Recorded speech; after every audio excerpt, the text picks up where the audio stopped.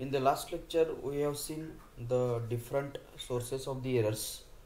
Now we are going to go through the another concept, that is a geometric form measurement.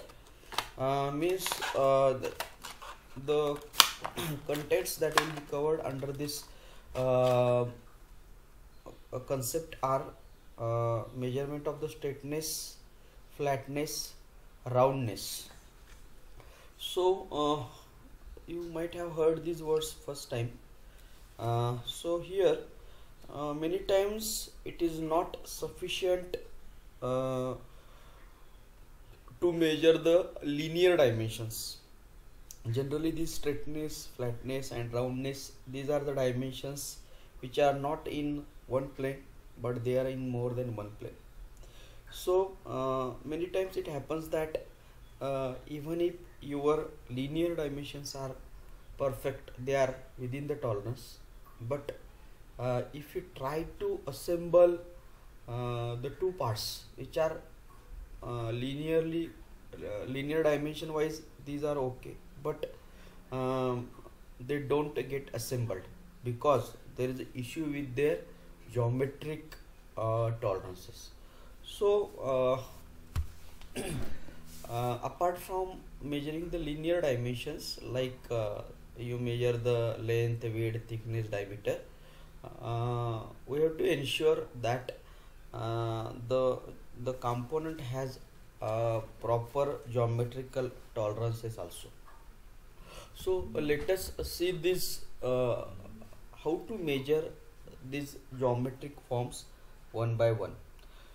So in order that these parts are manufactured with the desired feature, their geometrical features parameters have to be measured during and after manufacturing with the required accuracy. So there are actually many parameters are there apart from the straightness, flatness and roundness. There is a squareness, parallelism, runout and concentricity. So but in your syllabus, the scope of your syllabus is limited to straightness, flatness and roundness only. So let us see this parameters, measurement of these parameters one by one. So as you can see,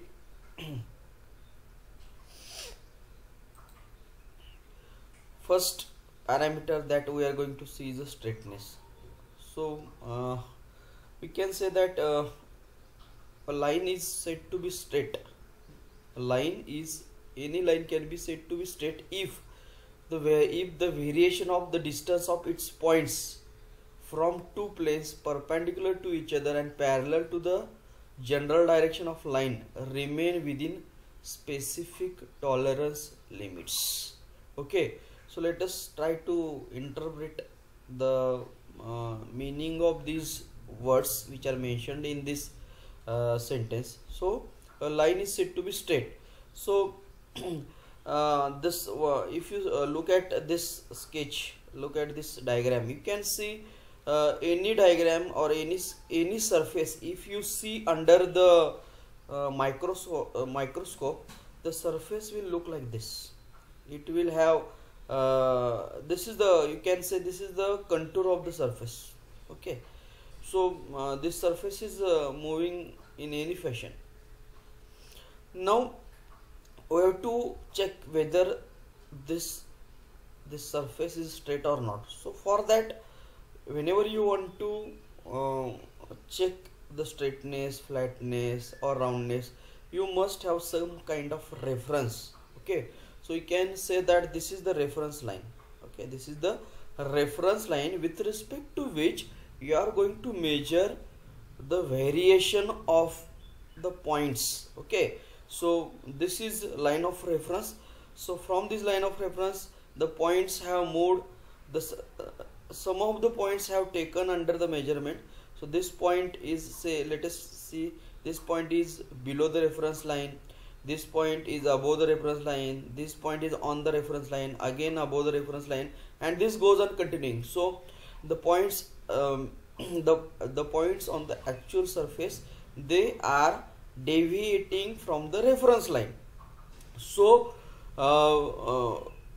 you have to find out which is the tallest point and which is the or which is the crest and which is the trough. Okay, so if we see this is the crest or topmost point and this is the bottommost point. Now if you try to find out the difference between the topmost point and lowermost point, that is nothing but the deviation, the total deviation from the straightness, and you have to check whether this deviation, whether this much of the deviation is allowed or not. See, in actual practice, none of the surface is going to be perfectly straight. This will never occur. Some kind of variation is always going to be there. So you have to permit that deviation, but that value has to be decided. So you have to just check whether the deviation you have observed on the actual surface, whether it is within the permissible limit or it is outside permissible limit. If the actual deviation of various points are is within the limit, then you can say that that surface is straight. If these deviations are outside your permissible limits, then you can say that surface is not straight at all. So very simple definition of the straightness. Straightness is necessary in many machine tool parts to achieve the desired functioning. We know that in everybody knows the lathe. Okay, so it is very necessary that if you want to generate a cylinder, the tool must move parallel to the lathe bed or lathe guideways, isn't it? So and this is just only one example. There are many more examples in which the straightness is the most basic geometrical form that is required. Now there is one example. You can see this is the cylinder which is generated on a lathe machine, cylindrical shape. So you can see this shape or this surface, isn't it? You can see that if you see this surface under the microscope, the contour of the surface is wavy. It is a wavy. So you can see there are two red lines are there. One red line is passing through the topmost point, okay, and another red line is passing through the bottommost point. So these two lines are covering the entire contour of this surface, and the difference between these two lines, these two parallel lines which are covering almost all the points of this surface, that is nothing but 0.1 mm. So you can say that the error in straightness of this surface is 0.1 millimeter. You can see this is actual condition. This is the way to show this is the diameter is shown, isn't it?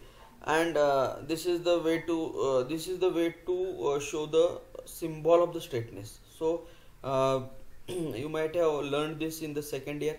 So this is the symbol, that is a straightness, and it is within 0.1 mm. Okay, so this is a symbol and this is the value. Now how to measure the straightness? So we have seen the definition of the straightness. Now how to actually find out the straightness of the surfaces? So there are many methods are there to find out the straightness of the part. So you can find it out using straight edge method, then wedge method. You can use the spirit level, or you can use the autocollimeter. So the image in which is in front of you is of the uh, is of the straight edge. So as you can say, the straight edge is actually it is a device, or it is an instrument which this straight edge is a device which is, you can see the surface, the bottom, its shape is a triangular one, as you can see here. Its shape is a triangular, but the bottom surface of this straight edge is perfectly flat, or it is a perfectly straight, so that it can be used as a standard. So this surface, this surface is a perfectly straight, so this can be used as a standard to check the straightness of the other surfaces. So what you have to do, you have to put this surface on the part whose straightness is to be measured. So, and you have to just watch the gap. So as you can see, the measurement of the straightness, a person is trying to find out the straightness of this part, this particular surface. What he has done, this is the straight edge, he has kept the straight edge over the surface. Now this surface and this surface will come in contact. If this surface, the surface to be measured, is perfectly straight, then there will be proper contact between the bottom part of the surface and the surface to be measured. But if this surface is not straight, if the surface to be measured is not straight, then in that case there will be some gap between the bottom part of the straight edge and the surface to be measured. So that can be viewed under the light. So if the gap is there, the light will pass through and you can see the light passing through the gaps. If the gap is 0, then the light will not pass. This is one criteria. This is the rough indication. If you want to actually measure this gap, what you can do, you can insert the filler gauges. What you can do, you can insert the filler gauges. So what are the filler gauges? Filler gauges are the small say, it is like you might have seen the gap in the spark plug is required to be maintained in case of our vehicles. So that gap has to be, say, 2 mm, 3 mm, isn't it? So if that gap gets increased, it causes the problem to start the engine. So how that gap is maintained, that gap is measured with the help of the filler gauges. Filler gauge is a type of the instrument where you can measure the gap or the distance. Very small gaps can be measured, right from 0.1 mm to, say, 1 mm, 2 mm, 3 mm, like that. So you can insert the slip gauges, the filler gauges between the bottom part of this straight edge and the surface to be measured, and you can, the value of the gap, the value of the it is actually, filler gauges are set of various a number of filler gauges are there, and each filler gauge will have a value written over this, say, particular filler gauge. So value of this filler gauge is written over, it is actually embedded on this surface, so you can easily find out the gap here. This is one method to measure the straightness. Then another method is called as a wedge method. So in the wedge method, as you can see, there is a straight edge, this is a straight edge, and this is the surface to be measured. As you can see, this is the surface to be measured. Now what is done, as we know that the bottom part of this straight edge is a perfectly flat, and this is the surface to be measured. So in this as shown in this sketch, you can see that this surface to be tested, this is the surface to be tested, it is supported on two unequal pieces. This is one piece, and this is another. So two unequal pieces of the slip gauges whose heights are h1 and say H2. So this is say H1 and this is H2. These are the two slip gauges of different heights. These are the intentionally they are kept as unequal so that it rests at a slightly known wedge angle H1. So this is the wedge angle. This is the wedge angle, isn't it? This has become like a wedge. Now the distance between these two supports, this is the distance between, this is a one wedge support, this is another support. The distance between the two wedge supports is known to us, and it is divided into some equal number of parts. So you can see this sketch. You can see this is one slip gauge, set of slip gauge, this is another set of slip gauge, and the distance between these two slip gauges. So this is a 10 mm, this is 10.1 mm. So the distance between this edge, this slip gauge and this slip gauge is divided into these many parts. So 1, 2, 3, 4, 5 parts. The distance between first slip gauge set and last slip gauge set is divided into 5 equal parts. Okay. Now you can see this example. Now this is say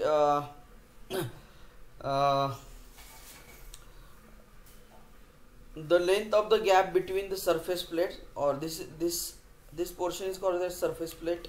Okay, and the part the test piece, this is surface plate, this is the test plate.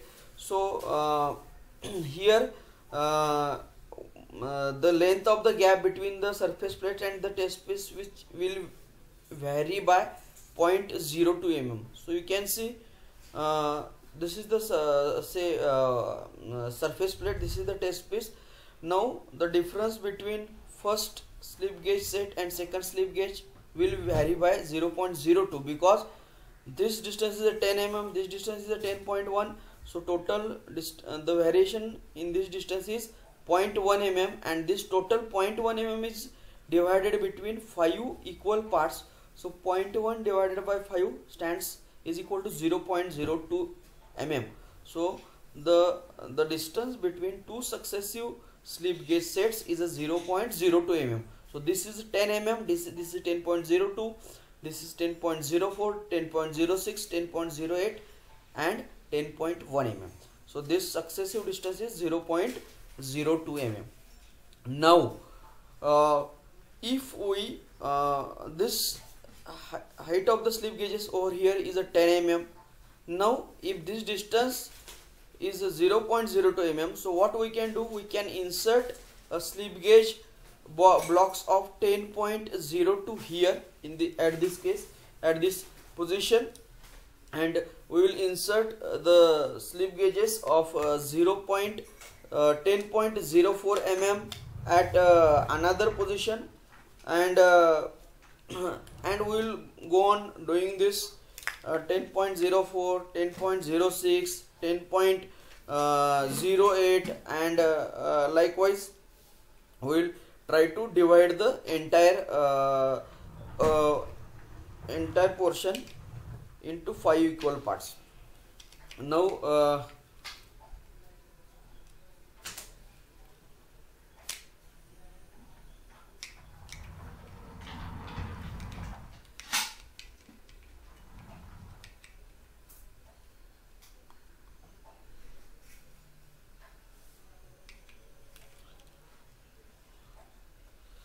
as you can see, if this surface is perfectly straight, if this test piece is a perfectly straight, then these slip gauges, that is a 10.02, 10.04 will exactly touch this surface here, everywhere, if this surface is perfectly straight.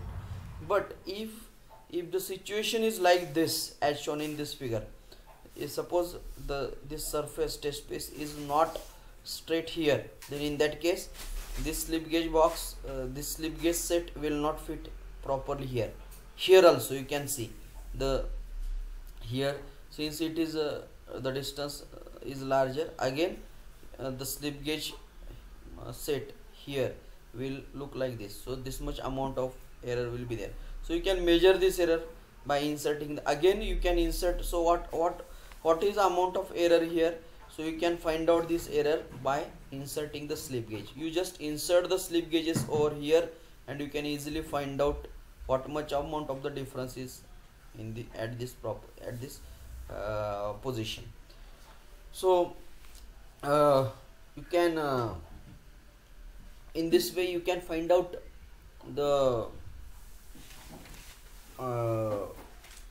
error in straightness.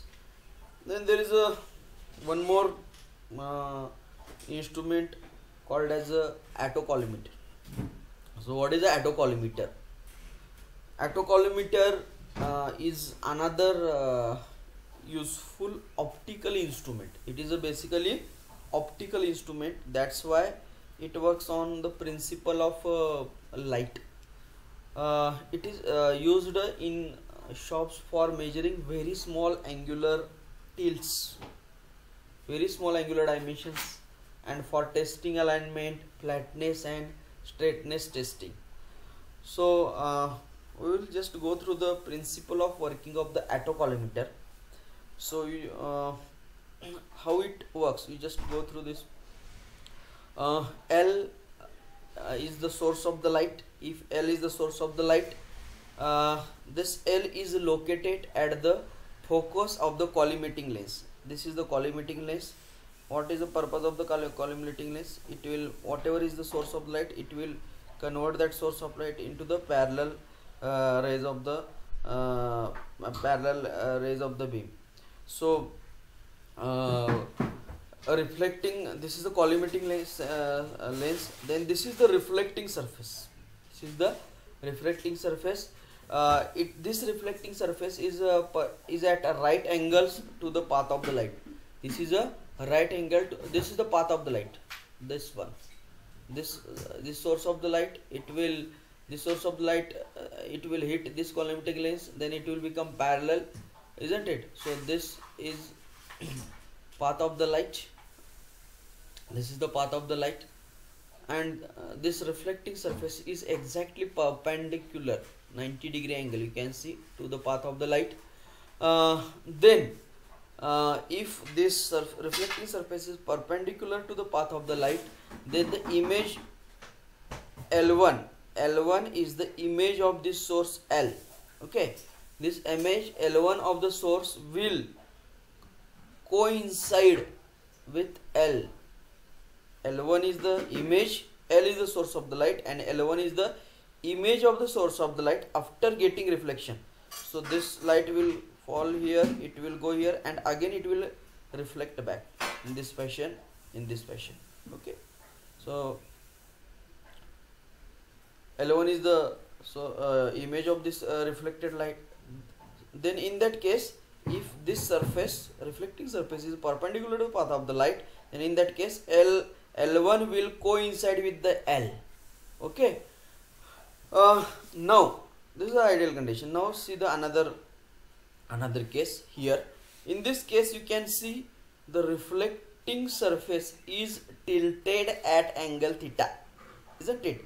This dotted line shows the position when the reflecting light is perpendicular to the path of the light, whereas this line, now it is showing that this reflecting surface is tilted at angle theta, to this surface. Now what is happening here, you can see L, again the principle remains same. Now you can see L is the source of the light, then in that case L is the source of the light. So this is a collimating lens. The light will light will incident, light will hit this collimating lens. This is the light, it will hit this collimating lens, and it will become straight here, and it will hit this surface. Again it will hit collimating lens here, and again it will hit, it will follow this path, and it will hit this tilted, this actual surface, reflecting surface here, and again it will reflect, it will come back in this direction. the light here, it will come back in this direction. Okay, so both these rays, this is the incident, this is the path of the incident ray, and this is the path of the reflected ray in this direction. Again back to the in this direction. So these two rays, reflected rays, will coincide, will get intersected at point L1. Okay, now you can see the difference. If the angular tilt is a theta, then the reflected light will take the angle 2 theta while getting reflected, and the image is formed at say location L1. If you compare this situation with the previous situation, in previous situation when the reflecting surface was perfectly at 90 degree, then L and L1 were coincident. Now the reflecting surface is at tilted through angle theta. In that case, L and L1, they are not coincident, but L1 is shifted from L by a distance to f theta, where f is the focal length. F is called as the focal length. So if this distance is calculated, if this distance is known to us, this is a linear distance, so 2f theta is going to be some distance. So if we know this distance, then theta can be easily calculated. So there is a provision to measure the distance. There is a provision to measure this distances. 2f theta distance can be measured, and this distance is equal to some value, and from that value the focal length of the collimating the lens can it can be easily find out, and then the only unknown is theta in that case. So and that theta can be easily find out. So this is the principle of working of an attocollimeter. Then same thing that we have discussed in this. So distance LL1, this distance LL1 is equal to 2f theta. This distance, it can be measured with the microscope, and theta can be found out. So whatever we discuss, that is shown here. Now how this attocollimeter can be used to measure the straightness also. This attocollimeter can be used to measure the straightness also. Many times it is highly accurate instrument. So here the principle of measurement is same that we just discussed now. So what we have to do, one a test block is prepared. This is the test block, okay, which has 2 legs here, and this test block contains a reflector. This is the reflector, from which is say exactly perpendicular to this surface, isn't it? So attocollimeter, the rays from the attocollimeter are going to hit this surface, reflector surface, but this reflector is directly attached to the test block, and we are going to move the test block at various positions. Okay, so AB is one position, then CD is another position, then EF, likewise there will be different positions. So the attocollimeter instrument is placed, this instrument is placed at a distance of 50 to 75 centimeters from the surface to be tested. This is the surface to be tested, and this is the attocollimeter. So some distance is kept apart between these 2 surfaces.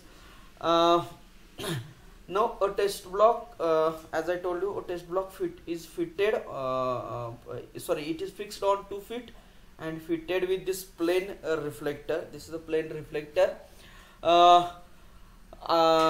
this test block is is moved along this surface to be tested in steps A, B, B, C, C, D, likewise. And here let us see.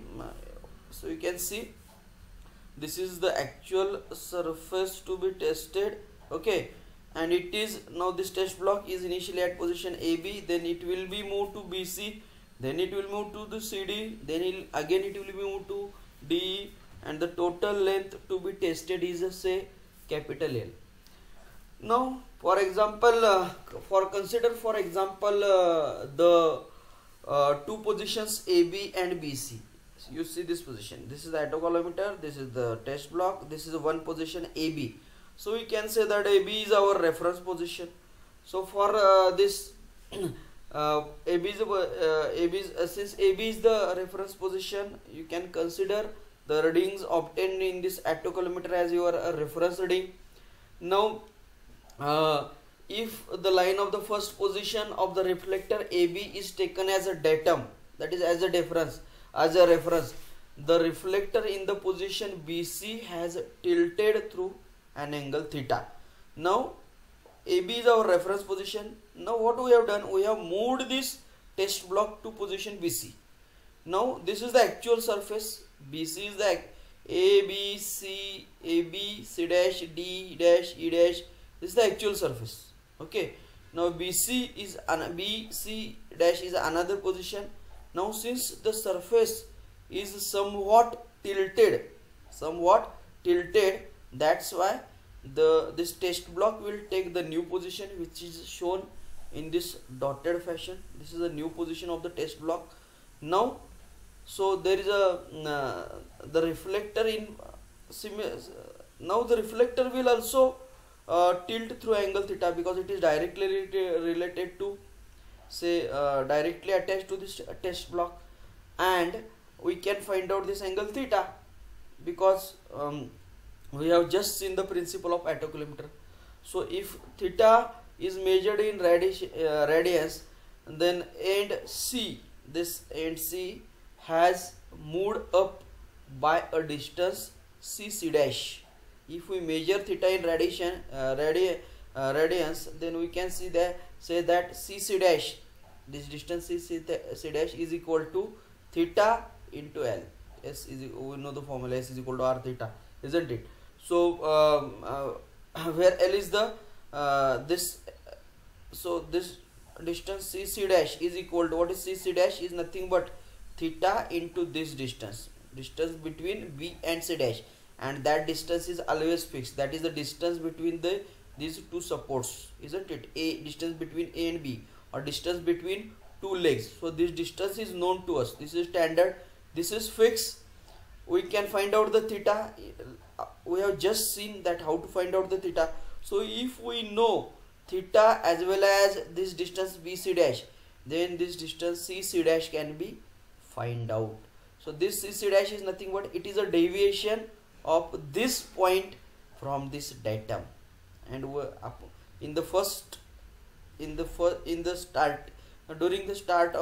starting session only of this lecture, we have seen straight trace is nothing but the deviation of these points from reference. So we are finding out the positions of C dash, D dash, E dash with respect to this reference line with datum. So similarly, now we have find out the value of CC dash, value of this height CC dash, or we have found out the position of C dash. Similarly, in the next step, move this block to position CD, and again we will try to find out the distance D dash. After that, you find out the distance E dash, and go on doing this. So every time attocolometer can give you the reading. So one table is prepared. You can see this is position and angle theta in minutes or radians, whatever is there, that you can see. So for position, this is just an example where in this column the position of the attocolometer is given, and this is the angle theta that is found out. So AB is this, BC this angle, CD this angle, DE, EF, FG. Now this is the data you are having. Now you can plot one very simple sketch, that is a, it is a plot of the cumulative error against the reflector position. So this on the x-axis there is a reflector position, that is AB, BC, CD, EF, FG, and on the y-axis there is a cumulative error.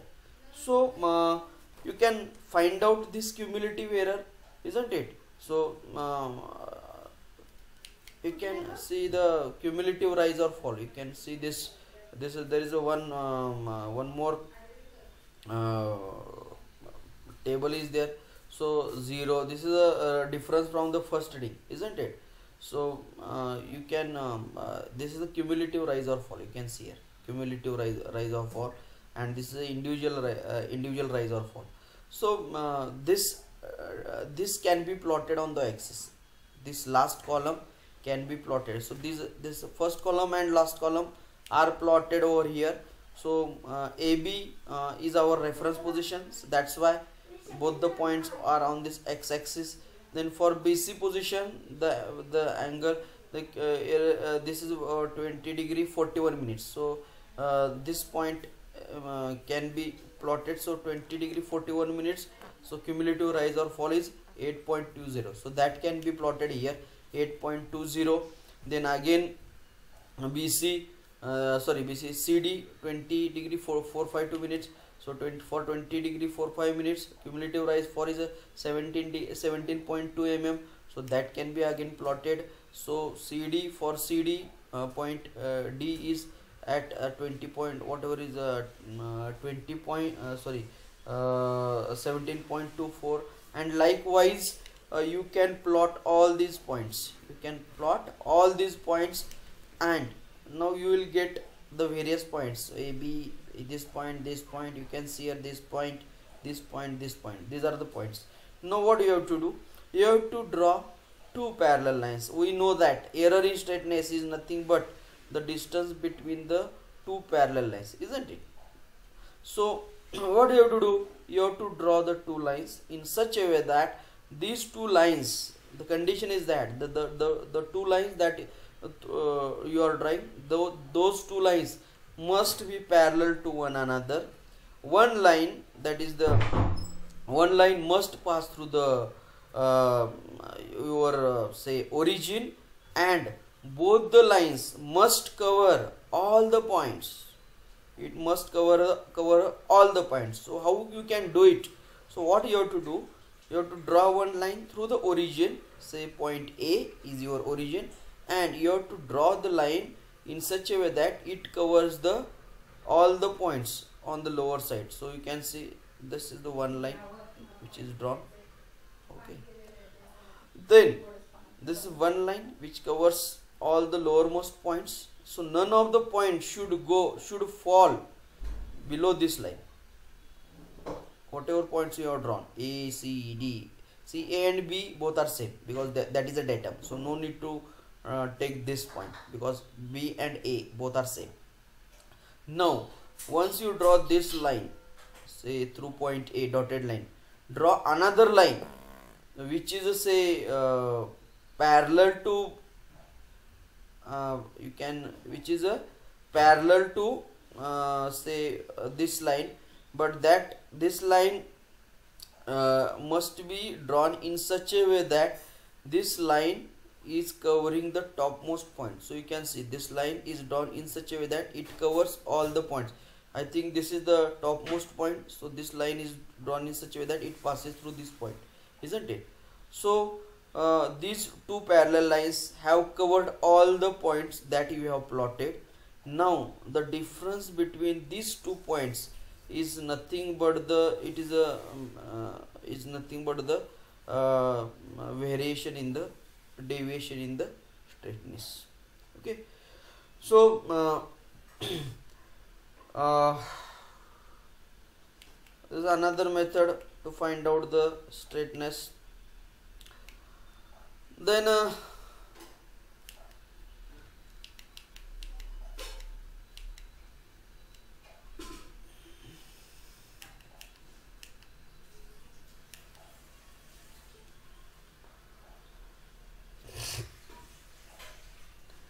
this was as far as the straightness is concerned.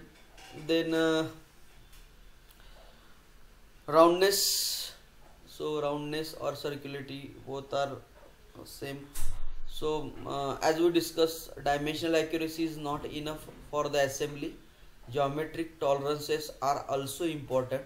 So diametrically opposite measurements are okay, but they are not circular, isn't it? So here as we can see that just I told you, you take the example of the shaft and hole. Say shaft is of 30 mm and hole is also of 30 mm with some tolerances are there. Both diametrically opposite dimensions are correct, but if you try to assemble this shaft and hole, the assembly does not take place. Why? Because even though the linear dimensions of the shaft and hole are okay, but their geometrical dimensions are not okay. That's why assembly does not take place. The reasons for, then you can say that basically as far as the roundness is concerned, diameter if there is a error in roundness, then what will happen? Diametrically opposite measurements are okay, but the component is not circular. So what are the reasons for error in roundness? Reasons for out of roundness are: first, clamping distortions. So whenever you are trying to produce a round job, there is a possibility that you have not clamped the job in the jaws properly. So there are clamping distortion. Second, spindle run out. Everybody knows everybody has used the lathe machine.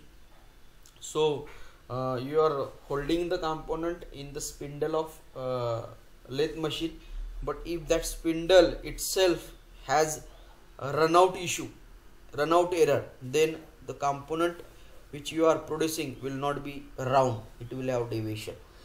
Third, deflection of the workpiece under the load. If the workpiece gets deflected under the load, then out of roundness component will be produced. Unbalance of the rotating masses, that can also cause the error in roundness. Vibrations in setup.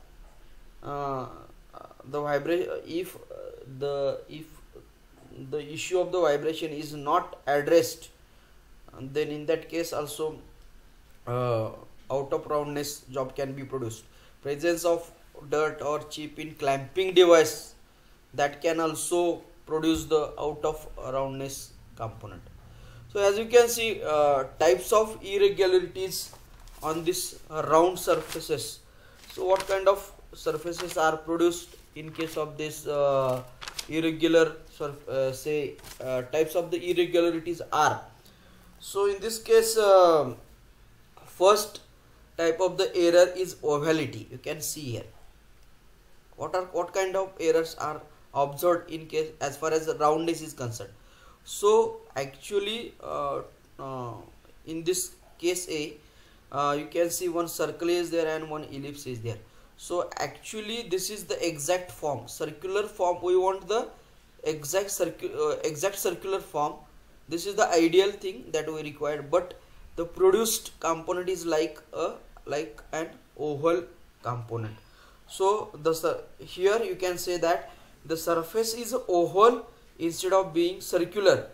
So you can see here, and D1 and D2 are called the major and minor axis of the oval shape. So you can say this is D1, okay, minor axis, and this is the D1 major axis and D2. You concentrate on this oval shape only. So for this oval shape, D1 is the major axis and D2 is the minor axis. Some lobing, another shape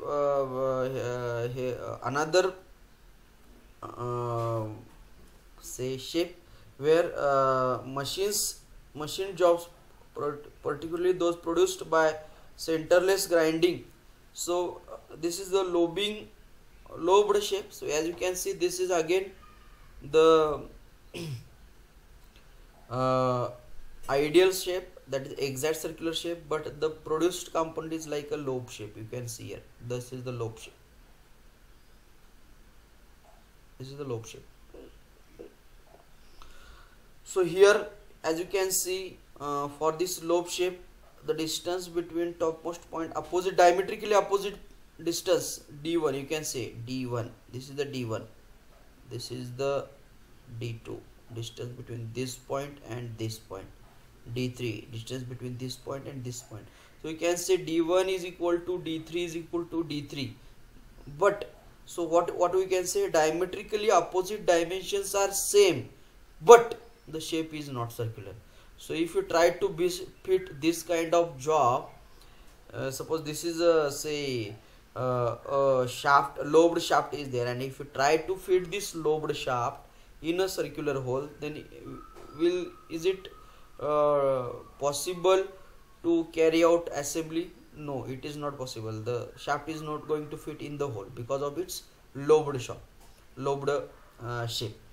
Okay, so why this happens? So generally this kind of job is produced during the centerless grinding operation with incorrect settings. Okay,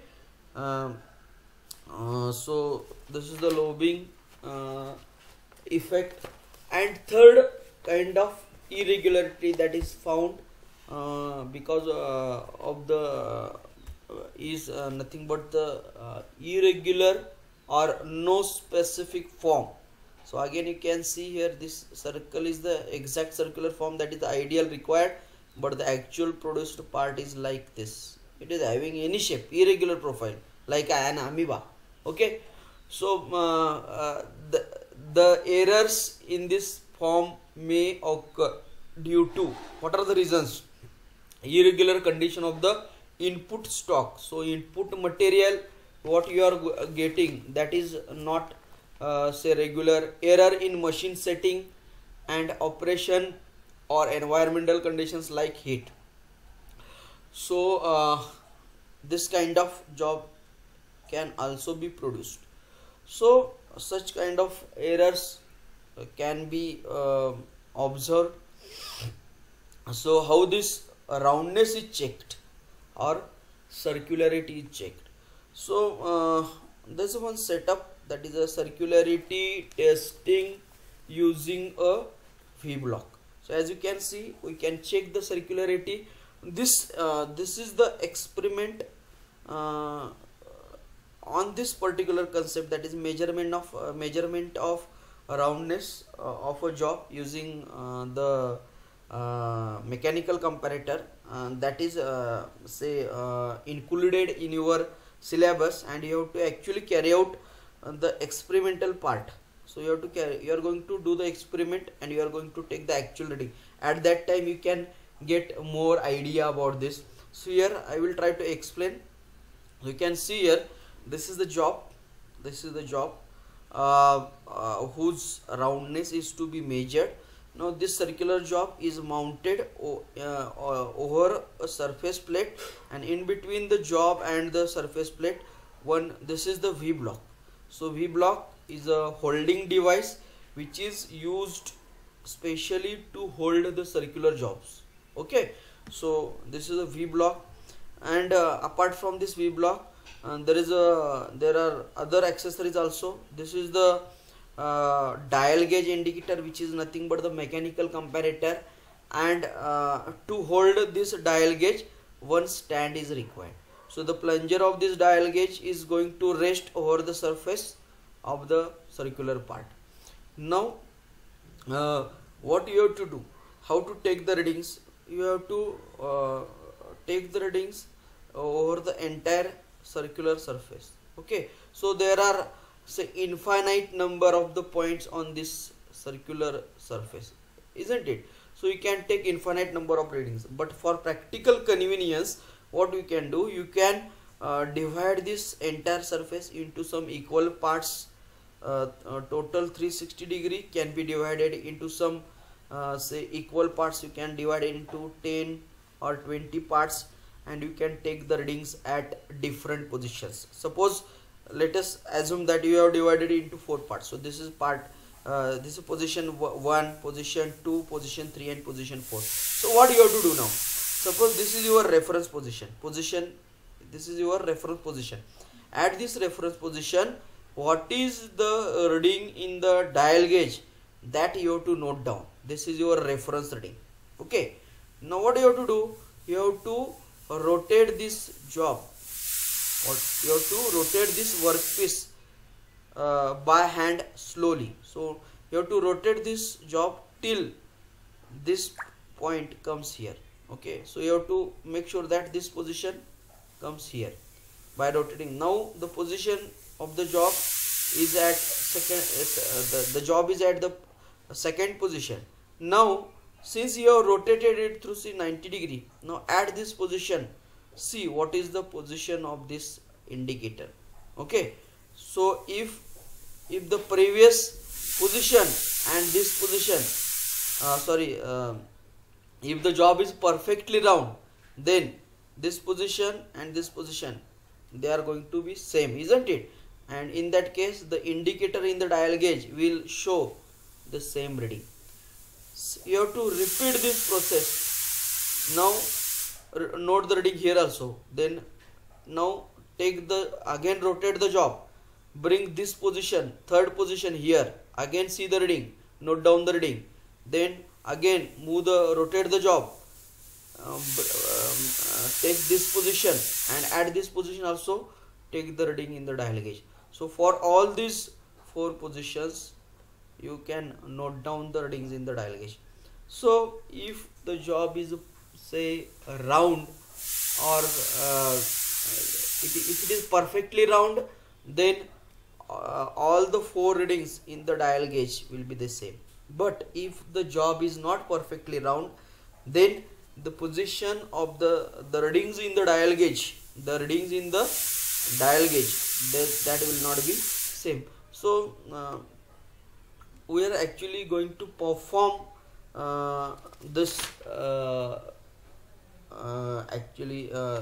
this experiment. So at that time you can easily understand that part. This was just the introduction. So sometimes this pointer, the plunger, can go in downward direction, so this may move towards the left. Sometimes this indicator may move towards the right, depending upon the actual position, whether that particular point is going down or coming up. Depending upon that, the position of the dial gauge indicator will vary, and we have to find out again the difference between the lowest point and the topmost point, and that difference is nothing but the variation in the roundness or error in the roundness. So today we have seen how to measure straightness, roundness. Now today we will stop here and we will continue in the next lecture.